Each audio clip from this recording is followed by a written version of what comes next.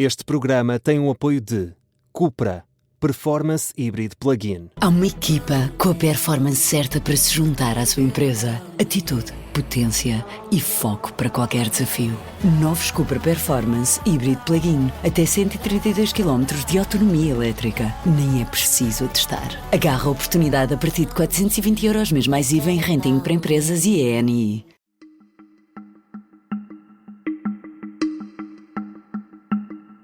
Esta é a história do dia, da Rádio Observador. A que devemos estar atentos nas eleições autárquicas de 12 de outubro?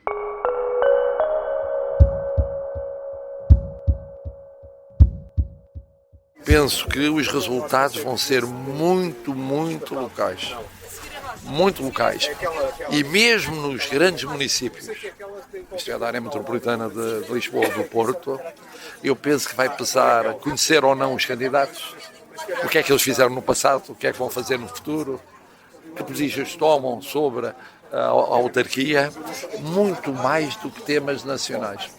É o que me parece que está a acontecer, pelo que se percebe, nomeadamente nas grandes áreas metropolitanas. O Presidente da República antecipou desta forma este período de campanha eleitoral rumo às eleições autárquicas. Marcelo Rebelo de Sousa explica que os portugueses sabem distinguir eleições e que os temas em discussão nestes dias são maioritariamente locais, centrados nos problemas específicos de cada município ou freguesia. No próximo dia 12 de outubro, o país vai novamente a votos. São 308 autarquias e assembleias municipais e mais de 3.000 freguesias. Este ano, há também 89 autarcas que estão de saída devido à limitação de mandatos. Antecipamos aquilo que pode acontecer no próximo domingo, as lutas que vão aquecer durante esta semana de campanha e a possibilidade desta eleição ter um impacto na política nacional. Vou conversar com Rui Pedro Antunes, editor de política do Observador. Eu sou Miguel Cordeiro e esta é a história do dia de segunda-feira, 6 de outubro.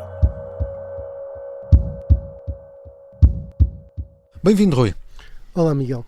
Portugal tem mais de 300 municípios, mais de 3.000 freguesias. É difícil nestas eleições estar atento a tudo, mas já sabemos à partida que há vários pontos de interesse. Vamos começar por algo que se espera que aconteça em todo o país: o crescimento do Chega. Sim, o crescimento do Chega vai ser mais do que evidente, além de o partido poder ganhar algumas autarquias, e até agora estávamos limitados, além dos independentes, basicamente a 3 grandes forças autárquicas, que era o PSD, o PS e o Partido Comunista, que tem vindo a perder força nos últimos anos, e com o CDS, com algumas câmaras, nunca teve mais do que 5, 6 câmaras nos últimos anos. Foi o limite, era o tal Penta ou Hexa, que eles gostavam de chamar. E, portanto, o Bloco de Esquerda teve em tempos uma câmara, mas também não foi muito tempo e nunca mais conseguiu. E o Chega já tinha conseguido vários eleitos em 2021 e agora certamente terá muitos votos, tendo em conta aquilo que é o ensaio das eleições legislativas. E, portanto, o que é de esperar é que não só seja impressionante, ou poderá não ser tão impressionante, o número de autarquias que o partido vai ganhar, porque aí poderá até ficar aquém, por exemplo, do Partido Comunista, ou até do CDS, porque não é fácil ganhar 6 câmaras ou 7 câmaras se o CDS mantiver as que tem. Mas terá a ver com a votação e, portanto, com a quantidade de votos que o Chega vai ter, porque tem, de facto, uma grande implantação nacional, e também com o número de vereadores que vai eleger, ou seja, em muitos dos municípios vai ter que passar a haver esse fator Chega. E abre aqui uma outra margem que muda tudo, que é perceber se a entrada do Chega prejudica diretamente o Partido Socialista, ou se, por outro lado, rouba votos em alguns municípios ao PSD, permitindo ao Partido Socialista vencer nesses municípios. Há um exemplo muito específico disso, que é Faro, que havia umas sondagens que davam o PS à frente, porque Pedro Pinto era um candidato forte do Chega, com Cristóvão Norte do PSD, então o candidato do PS estaria à frente porque dividiam o eleitorado. Sim. Mas isso não é líquido, isso não acontece assim sempre, e, portanto, há essa dúvida sobre a quem é que o Chega vai roubar votos, e a minha suspeita é que vai roubar votos a todos. Mas, tal como acontece com o Chega, há outros partidos em que se espera um crescimento natural por causa daquilo que tem acontecido nas últimas legislativas, por exemplo. Estou a falar aqui de partidos como o LIVRE e a Iniciativa Liberal. Podemos esperar também um crescimento natural aqui? Sim, no caso do LIVRE, em Lisboa, onde é bastante forte, decidiu ir na coligação e, portanto, a lógica de Rui Tavares e da direção do LIVRE e dos militantes do LIVRE foi tentar tudo menos moedas e, portanto, já será naturalmente uma vitória se conseguirem contribuir para que a direita saia do poder local na capital do país. No Porto vão sozinhos, mas lá está, aí até podem contribuir ao contrário, que é para roubar algum voto a Manuel Pizarro e até ajudar de alguma forma a eleição de Pedro Duarte.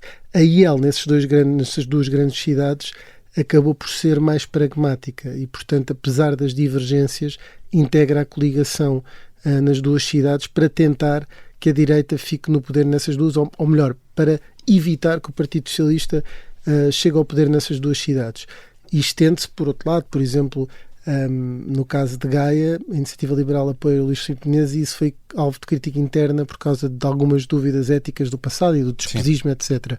Mas, por exemplo, em Oeiras, a Iniciativa Liberal não abdicou de ir com candidato próprio, ou melhor, não apoiar o candidato que o PSD apoia, que é Exaltino Moraes, precisamente por causa dessas dúvidas éticas. E depois há Rui Rocha em Braga, um ex-líder a concorrer, que também pode estragar bastante a vida ao PSD, que enfrenta dificuldades nessa importante cidade do norte do país. E, portanto, vemos aqui uma iniciativa liberal a jogar nestes tabuleiros e o LIVRE também a tentar usar a sua força. Agora, se me perguntares que vamos olhar para o mapa e no dia seguinte tem muitos eleitos na variação, não conto que nenhum dos partidos tenha, mas sim nestes grandes centros urbanos onde se movimentam, conseguirem ter um vereador e fazer parte da solução que lidera o executivo, eles podem se considerar vencedores. Agora é preciso que vençam essas câmaras em que fazem parte de coligações. Falemos então mais concretamente de alguns duelos. Já detalhaste aqui alguns, mas alguns duelos que podemos antecipar que vão ser interessantes. No Porto temos um recorde de candidatos e certeza de que há uma mudança. Sim, o Rui Moreira já não continua, apesar de um trabalho que nós publicámos no Observador agora no último fim de semana, precisamente que tem a ver com de onde é que param as pessoas que apoiavam o Rui Moreira, presidentes de junta ou agora, ou chefes de gabinete, ou antigos vereadores, e repara, e na verdade eles estão divididos por 4 candidatos, pelo PSD, pelo PS, pelo Chega, até pelo Chega, e também pela candidatura independente de Filipe Araújo, o que mostra bem que o moreirismo ainda é um ativo no Porto, e que, na verdade, todos estão a tentar ir buscar o melhor da imagem de Rui Moreira para tentarem vencer. Mas há uma imprevisibilidade grande e essa imprevisibilidade acontece ao nível dos dois grandes candidatos à vitória, que é Pedro Duarte e Manuel Pizarro.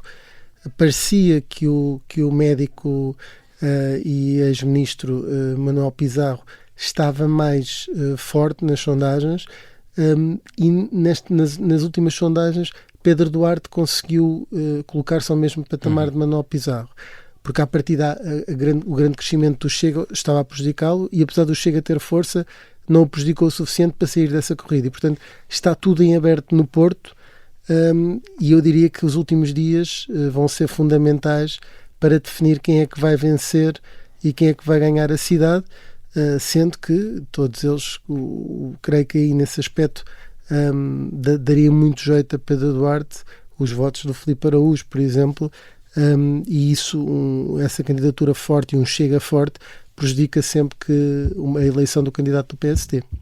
Já vamos continuar a conversa com o Rui Pedro Antunes. Por agora fazemos uma curta pausa.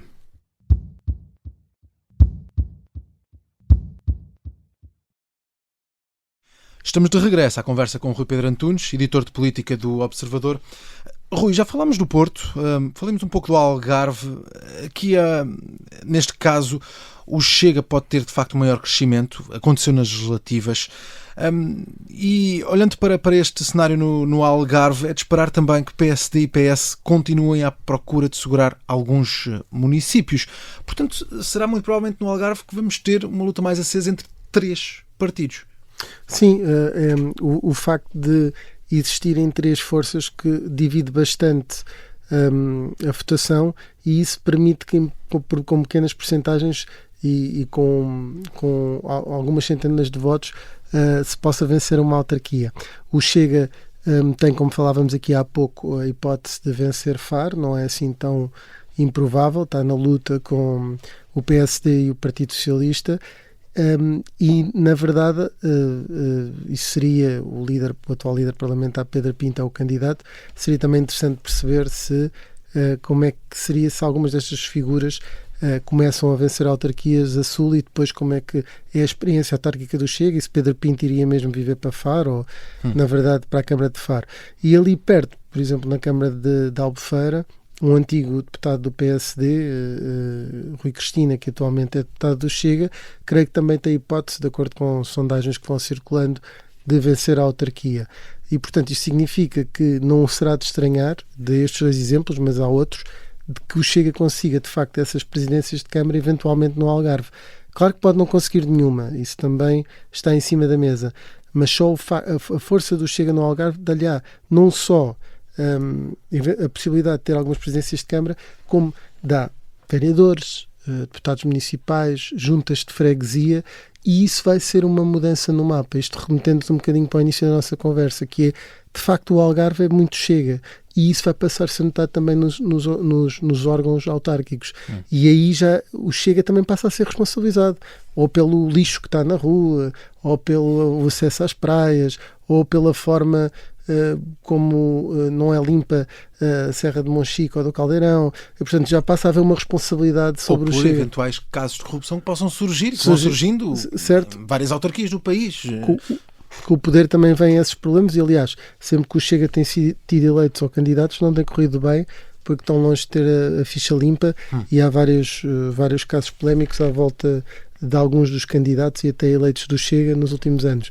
E, portanto, é muito curioso perceber essa cheguização do Algarve, o que é que vai dar agora que o Chega tem boas possibilidades de conquistar autarquias e ganhar ali muita força nos municípios com muitos eleitos. Isso tem, e é um dos destaques do próprio Algarve, é essa força, e perceber que efeito é que tem a entrada do Chega para enfraquecer ou o Partido Socialista ou o PSD em alguns desses municípios.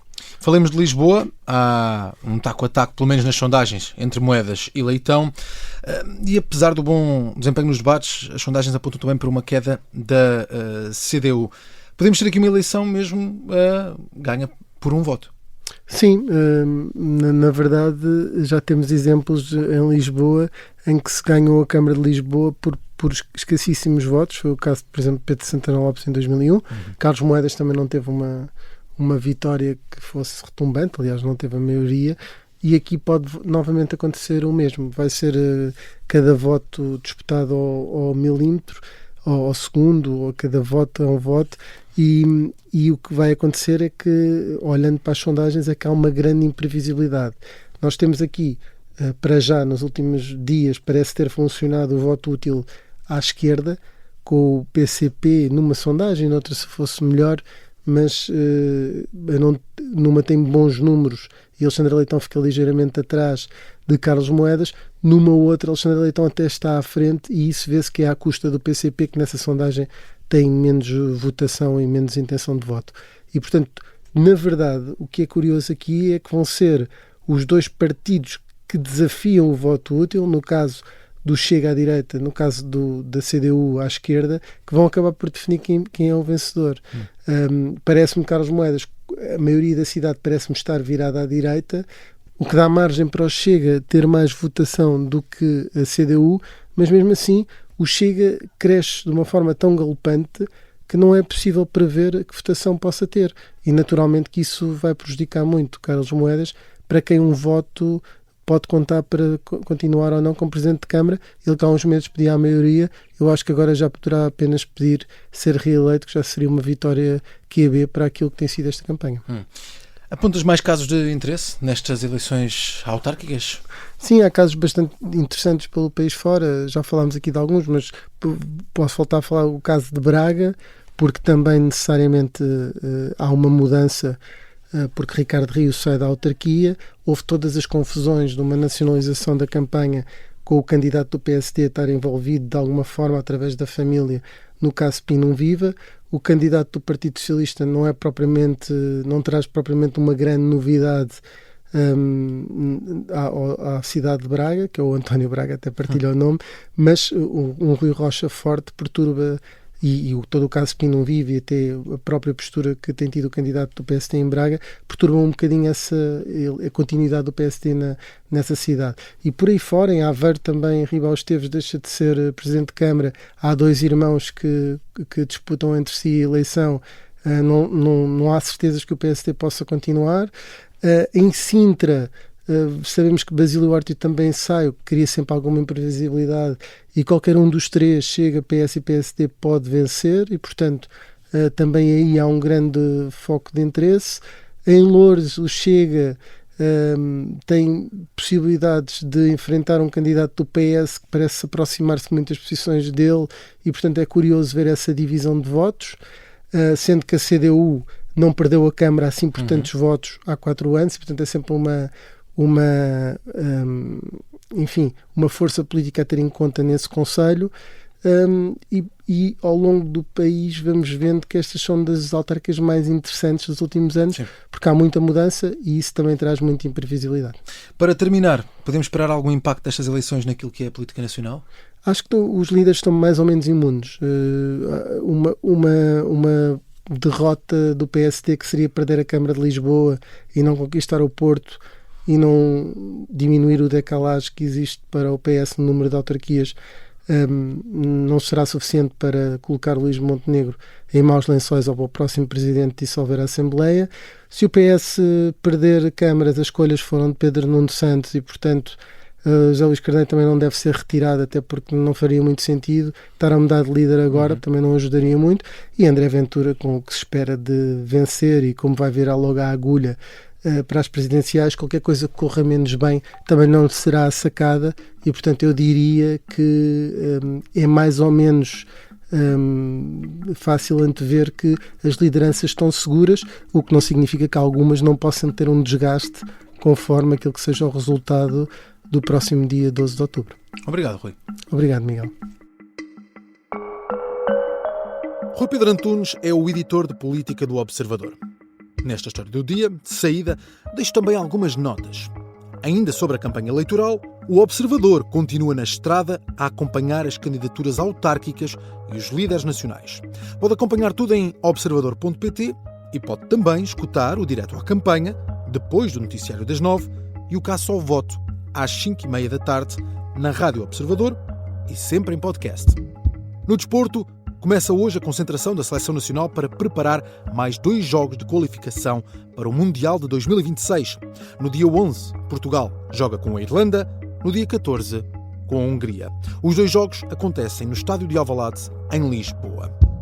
Para fechar, começa hoje a atribuição dos prémios Nobel deste ano. À meia da manhã desta segunda-feira, o Comitê Nobel Thomas Perlman, no Instituto Karolinska, em Estocolmo, anuncia o vencedor do Prémio Nobel da Fisiologia ou Medicina. Até dia 13 deste mês vão ser anunciados todos os vencedores desta edição. Esta foi a história do dia. A sonoplastia é do Bernardo Almeida, a música do genérico é do João Ribeiro. Eu sou o Miguel Cordeiro. Até amanhã.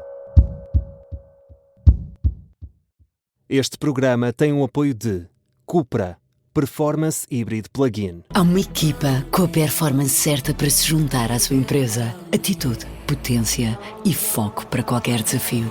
Novos Cupra Performance Hybrid Plug-in. Até 132 km de autonomia elétrica. Nem é preciso testar. Agarra a oportunidade a partir de 420 € mês mais IVA em renting para empresas e ENI.